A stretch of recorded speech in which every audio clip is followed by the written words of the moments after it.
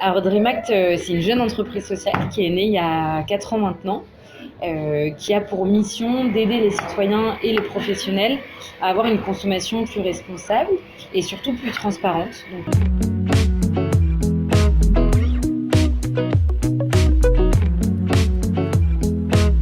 L'idée, c'est vraiment, notre métier, c'est d'aller dénicher des créateurs, des marques, des entrepreneurs, des artisans engagés qui vraiment, au travers de la manière dont ils fabriquent leurs produits, euh, créent un cercle vertueux qui respecte l'environnement et les êtres humains.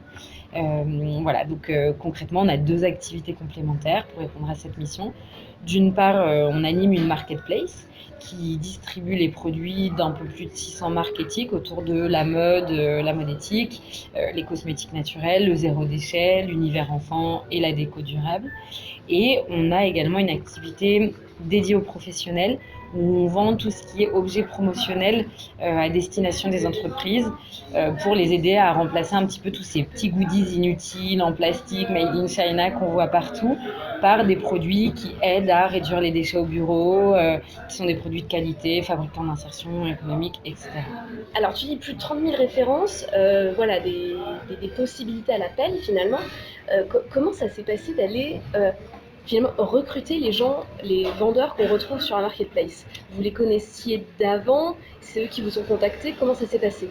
Alors au début, c'était vraiment le travail de fourmi qu'on a mené Claire et moi pendant presque 2 ans avant de lancer DreamAct en fait. Au début, DreamAct c'était une association qui est née d'un besoin en fait tout simple de Claire et moi et puis de nos amis. Où on se disait bah voilà, en tant qu'étudiant, on voit bien qu'on n'a ni beaucoup de budget, ni beaucoup de temps, mais en même temps, on trouvait ça assez incohérent de parfois aller jusqu'à l'autre bout du monde pour faire de l'humanitaire ou autre. Et puis, en fait, dans nos achats du quotidien, ne pas être en cohérence avec nos valeurs. Et du coup, on s'est demandé comment on pouvait consommer mieux. Et donc, on est allé à la recherche d'alternatives de consommation. Au début, sans aucun but lucratif, sans aucun but d'en faire une entreprise, en fait. Et de fil en aiguille, on a rencontré énormément voilà, d'artisans engagés, de marques éthiques, etc., mais qui avaient toujours 2 problèmes partagés. Le premier, c'est un vrai manque de visibilité.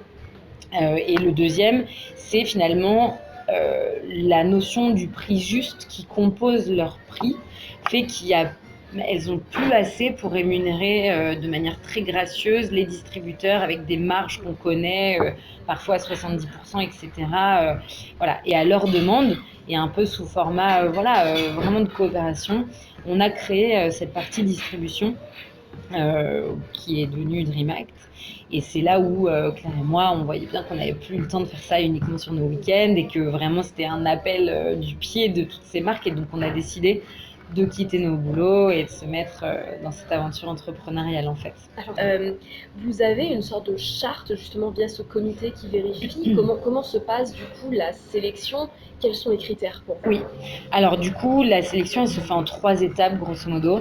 Une première étape qui est très très subjectif et très qualitatif, mais on l'assume complètement parce que moi vraiment je suis persuadée que c'est l'étape la plus importante.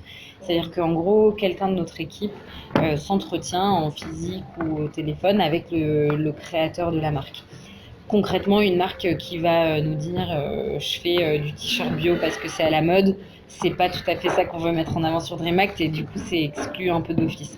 Par contre, une marque qui va nous avouer ses imperfections, ses difficultés, en gros qui va être transparente avec nous, mais qui va nous montrer qu'il y a vraiment une démarche sincère en fait derrière son processus. Ça, par contre, ça va nous plaire. C'est vraiment ça qu'on veut mettre en avant. C'est ce petit artisanat en fait engagé que vraiment on souhaite promouvoir. Une fois cette étape passée, il y a un questionnaire que la marque doit remplir qui en gros est différent en fonction si c'est une marque de mode ou de cosmétiques ou de jeux pour enfants, mais qui a un même schéma qui est environ 10 pages où la marque va nous décrire quelles sont les matières utilisées, quel chemin parcouru, est-ce qu'il y a des labels, voilà, tout ce qu'il peut avoir, et également avec une notion et une prise en compte de la partie logistique, donc quel est son packaging, comment elle a cherché à réduire aussi son impact via ses transports, etc. Si on a le moindre doute sur ces premières étapes, on convoque le comité éthique qui est composé d'experts métiers et de spécialistes plutôt de l'économie sociale et solidaire également, qui vont devoir, à l'aide d'une grille d'évaluation, euh, évaluer si oui ou non on distribue la marque ou quelles sont les informations qui lui manquent pour se prononcer. Comment ça se passe pour vous? Comment ça s'est passé depuis 2015, cette question du juste prix, pour le faire comprendre?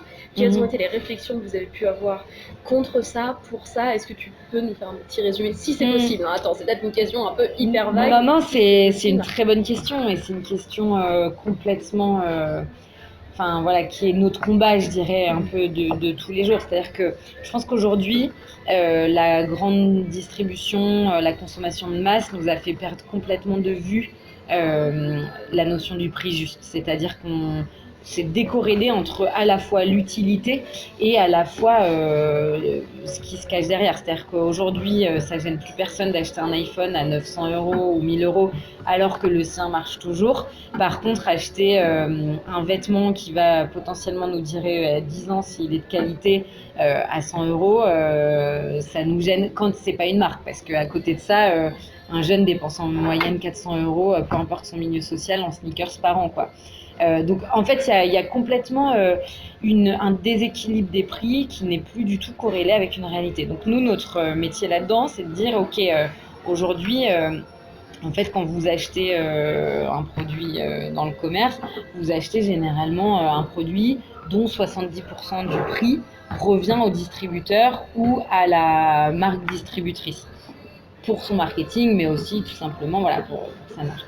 Quand vous achetez par contre, par exemple, en mode éthique, un t-shirt pour le même prix, vous avez à l'inverse 36% du prix qui revient aux travailleurs. Là où dans la grande distribution, vous avez 0,20% généralement qui revient aux travailleurs. Donc en fait, on n'est plus du tout sur les mêmes équilibres sur ce qui est financé derrière.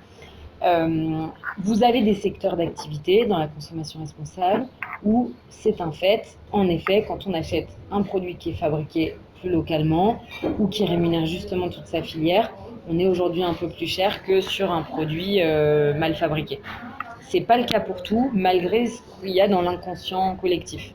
Et surtout, nous, ce qu'on veut montrer au travers de DreamAct, c'est qu'il y a des produits que vous achèterez un petit peu plus cher si vous l'achetez en consommation responsable, mais si vous remplacez toute votre consommation par une consommation plus responsable, vous avez aussi des pans d'activité où vous ferez des économies. Donc je pense que de manière générale, ça améliore le quotidien. Alors si on part des consommateurs, je pense que de manière très terre à terre, ça améliore le quotidien quand on a un produit de qualité qui va nous durer dans le temps et qu'on n'est pas obligé d'en racheter un tous les 6 mois. Finalement, ça augmente in fine le pouvoir d'achat et voilà la qualité qu'on a. Ensuite, si on prend un peu de hauteur, je pense que ça améliore aussi le quotidien de se dire que au travers de son argent, on participe à la création du monde qu'on veut en fait, qui respecte à la fois les êtres humains, dont on se sent pas coupable, d'offrir un cadeau à Noël à son enfant en pouvant lui raconter une histoire derrière ce produit, une belle histoire, et non pas avoir honte de lui offrir un produit en plastique dont il va se servir 3 mois, mais qui aura participé à la destruction du monde dans lequel il va grandir plus tard. Enfin, voilà, je pense que c'est aussi ça qui nous rend plus fiers. Donc ça, c'est pour les consommateurs. Et je pense que du côté des créateurs, c'est aussi redonner finalement du pouvoir et revaloriser l'artisanat, remettre de la valeur aux mains de ceux qui créent la valeur et non pas uniquement toujours de certaines grandes enseignes. Voilà. Quel est le coup d'après avec tout ça pour DreamAct? Ouais. Alors, le coup d'après, c'est déjà d'améliorer ce qu'on fait. Je pense qu'on est toujours dans cette démarche de perfection, à la fois sur... notre charte de sélection des marques, elle est revue peut-être tous les 2 mois avec des nouvelles choses qu'on apprend. Nous, grâce à nos marques aussi, grâce à notre comité éthique. Donc voilà, c'est constamment s'améliorer. C'est également aussi de pouvoir... prendre des parts de marché sur la distribution classique et sur l'économie classique. Et pour ça, en fait, on a un vrai enjeu, nous et nos marques, hein, de prendre les bonnes pratiques de ce qui fonctionne. On ne peut pas aujourd'hui, à mon sens, vouloir que tout le monde se mette à la consommation responsable si on expédie des produits sous 3 semaines, là où en fait malheureusement les gens sont habitués à les recevoir sous 3 jours. Voilà, c'est trouver ce juste équilibre aussi, de nous améliorer constamment. Pour ça, du coup, il y a à la fois un vrai besoin d'expérience et un vrai besoin aussi de financement. C'est pour ça, notamment là, en ce moment, on est en campagne de financement participatif sur l'ITA, qui est une plateforme du coup qui nous permet de faire rentrer dans notre capital ou dans notre financement nos marques, nos citoyens, utilisateurs, etc. Donc ça, c'est un petit peu voilà l'alimentation de ce qui se passe maintenant. Et puis après, on a plein de projets, des briques à mettre en place également. Lancer une logistique éco-responsable pour aider nos marques à s'améliorer également. Avant qu'on passe à la toute dernière question, qui est la question la plus difficile, comme je te l'ai dit, est-ce que tu as un dernier message, toi, à faire passer après tout ce qu'on a pu raconter là déjà? Le message que j'aimerais faire passer, c'est vraiment celui peut-être de, avant toute chose dans la vie, je pense c'est important de se poser des questions, mais du coup, au travers de sa consommation, c'est aussi important. Je pense et là, surtout avec la période de Noël qui vient, enfin voilà, entre le Black Friday et Noël, c'est aussi une période où on est tenté par acheter tout et n'importe quoi. Je pense que c'est important de se dire, avant d'acheter un produit, de se poser les bonnes questions, de prendre ce réflexe, de se dire est-ce que j'ai vraiment besoin de ce produit, comment il a été fait, est-ce que ça cautionne finalement une économie ou un monde que je souhaite pour moi et pour mes enfants en fait. Et je pense qu'on vivra d'autant mieux Noël dans un bonheur plus absolu si on a peu de cadeaux sous le sapin, mais des cadeaux bien choisis pour lesquels on est fier. Et alors maintenant, est-ce que tu peux du coup nous résumer DreamAct en une phrase? DreamAct, c'est un dénicheur de marques éthiques et d'entreprises sociales qui aide les citoyens à voter pour le monde qu'ils souhaitent au travers de leur porte-monnaie.